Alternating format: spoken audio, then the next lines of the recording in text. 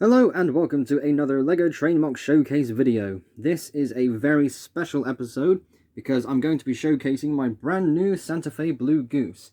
The engine, the express coaches, the dedicated box to store it in, and the engine in action. This is going to be a grand showcase video with every element of this express being showcased one at a time, because every element was made up one at a time. The engine was built, the coaches were made one at a time. I was able to get this on a loop of track and get it running, and finally I got the special dedicated box for it made very recently. So let's start off, as always, with the engine. So here is the locomotive itself, and I for one am really happy with how this turned out. It was such a fun build because it's so different. It's a big American engine, using white and blue as the main colours, and a nice streak of silver down the middle. Now this is from the Santa Fe, and I did some research when it came to deciding which streamlined service I wanted to make, and this was the only streamlined steam engine the Santa Fe ever made. So that's actually quite interesting. Another thing I found quite interesting is with the tender. It's not a coal burner, it's an oil burner. That made things very interesting because I didn't have to worry about getting a bunch of those tiny 1x1 pieces to represent the coal. We'll have a good look at the tender in a moment though, but first, the boiler. So I'm pretty sure that this is the tallest locomotive I have made so far. Chances are I have made taller ones back in the day of the Giants, but as a real engine, it's most likely the tallest one I've made, and that definitely makes sense. I've gone on record to say many times that American engines are just naturally big and taller than what we have in the UK. So getting this shape was not so much tricky, but interesting at least to figure out. It's very cool to see this kind of streamlining as well, because as you can see around the front, this streamlined design is called a bullet nose design. It's different to anything else I've made before, and straight away I was very interested.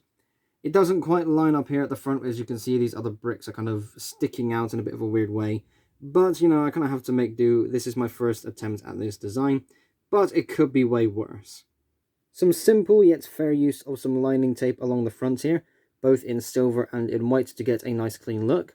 I do also love how there is a nice clean silver stripe across the middle of the engine. The thing I don't like, and this is on purpose, the lining for the dedicated coaches is thicker than it is on the engine. That's just daft, to me at least. I do still love the overall boiler shape, and this does give me a few ideas for future models. Anything custom I want to make down the line, I can definitely look at this and go, oh yeah, this area seems pretty good. But one thing I'm still in love with is the fact that blue and white were the dominant colours. It's something I've not really done before. I've built in white and blue separately, sure, but in this particular livery, it's so cool. It's just such a lovely, beautiful, clean look. I adore this. And this also meant getting some wheels painted in blue as well. This is only for the locomotive and tender, because the coaches have black wheels and it's just not really worth painting a bunch more wheels, because I have to use it for those models only. I could technically get the paint off afterwards, but it's going to be way too much hassle. So I was able to find some of the appropriate wheels in the correct size and design, painted them in a shade of light blue, or at least as close to blue as I can find for this model, and it turned out really well. It's not that mismatched, and originally the plan was to build all the blue sections for this express in a shade of light blue, but I do not want to mess with light blue at all. There's about 5 different shades of light blue. I don't know what parts come in that color, so I got a bit intimidated. I thought, you know what, let me just stick to normal blue. That's just going to make my life a lot easier. And it was ultimately a wiser choice. I remember when I didn't like making tenders. They were for custom locomotives, and I wasn't too fond of the overall shape. None of it looked right, but that made sense because it was all custom. When I started making real locomotives, I got good at making tenders, and here we are in a world today where some of the tenders for my models are better than the boilers themselves. And I don't know if this is one of them, but this is up there as one of my more favorited tenders. It's just so clean, the length, the livery, the fact that it's an oil-burning tender.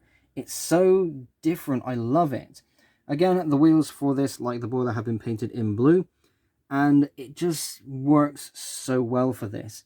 I remember getting some reference images and seeing the top of the tender for the first time. Now, there were versions of this engine that had coal, but the oil burning method was just better, again because it's different. it was a lot more fun to build it that way. So yeah, the tender, whilst it's a bit of a stiff runner, doesn't take away from the fact that this is one of my favourite tenders ever. And now time to go over the passenger coaches one at a time, and amazingly I can start off with two, because these two are identical in build. These are the standard passenger coaches that came with the Express, and one of these was going to be a dome car, but I chickened out because I wasn't too sure how tall it would be. I might build one day, I'm not too sure, but here and now these coaches look lovely. Again, the colours look really good. These are longer than the Coronation Scots coaches, but I think those ones are a bit shorter on purpose anyways. But back to this, it's kind of simple in a way. The windows aren't anything special, they're just a bunch of smaller windows. And using these small window pieces means I can get this length, make it look like what it's supposed to be, without making them too long.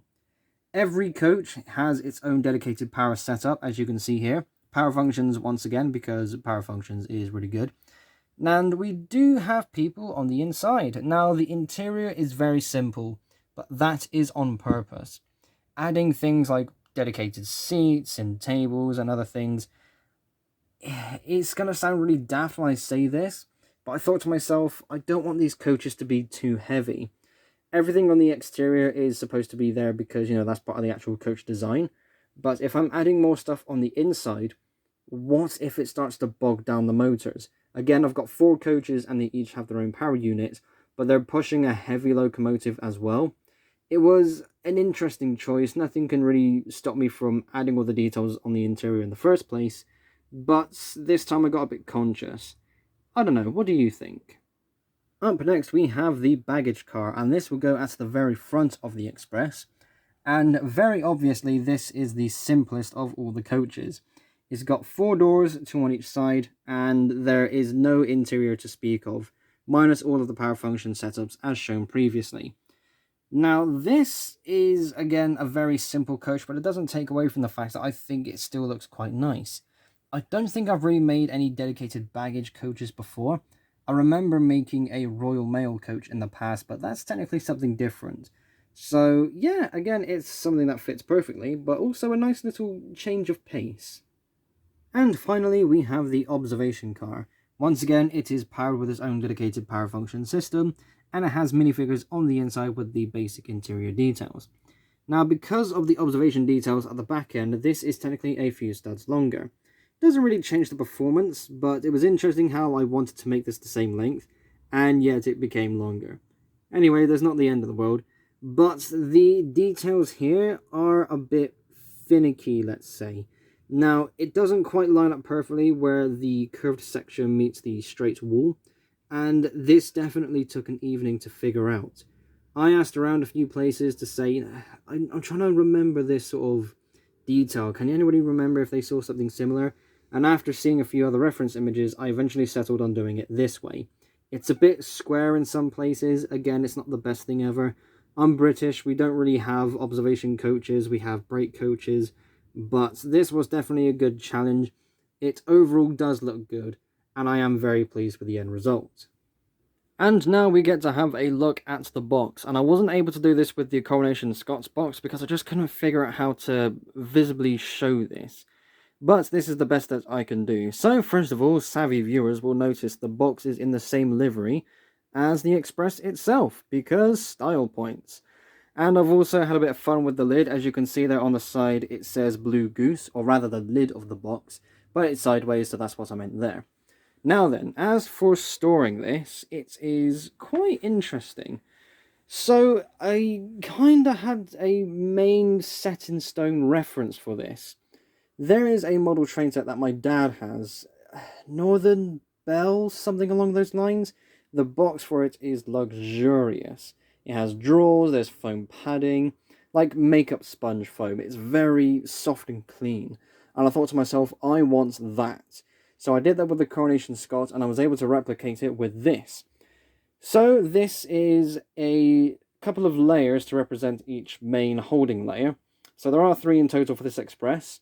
The top layer, as you can see here, holds the engine. The middle one, which can also be removed, holds the first 2 coaches. And the bottom layer, which is fixed to the box, it holds the last 2 coaches, including the observation coach. Now the engine and the tender, as well as the rest of the coaches for that matter, are held in these dedicated cutout spaces. It's not the cleanest look ever because you can see the black outlines as to where I've had to cut. Cutting wasn't easy either, but not impossible. Again, I have done this before. But as is more visible with the tender, there is an extra layer of protection by using some bubble wrap. And once again, this was done with the Coronation Scott. So, that's sponge foam, and as you can see along here, I have some duct tape holding a few things together. There is a layer of 7.5 centimeter thick foam, some foam board, which is the same material you're seeing me use for the white backgrounds of these videos, and a layer of 1 centimeter foam, so when this sits on top of another layer, the solid, hard foam board isn't going to mess with anything above it. And it was something that was a bit of a lifesaver because, you know, I thought to myself, I wasn't too sure how deep this foam was going to be. I'm going to have to get some deeper foam, but just buying more sponge was ultimately fine. So yeah, this one in particular may not be the best thing ever because you can see the outer walls here. They're very thin, and it has proven to be a bit of a problem picking up and kind of taking out of the box, but nothing that is impossible and nothing that has caused any damage. If anything, the duct tape is struggling to kind of stay sticky on the side because, again, this is basically sponge foam. It's not the most easy thing to really work with. But, again, nothing impossible, nothing that ruins the fun or the experience of having this box. And this is how I'm going to be storing my Express going forward.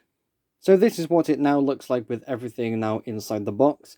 There is space for potentially one more layer. And I suppose that means I could make another 1 or 2 more coaches and comfortably put it in this box. It's definitely given me that possibility because this is the actual first time I've seen everything in this box. I haven't filled up the layers and I haven't even put the layers inside the box. So this is a very interesting discovery. And as for the lid, it is a bit of a snug fit. I need to make sure the camera behaves when I do this because it doesn't like the multiple shades of white. But I think we're doing pretty good there. So yes, that is pretty much everything stored safely. I can now get this Express around wherever I want to, whilst making sure it stays safe.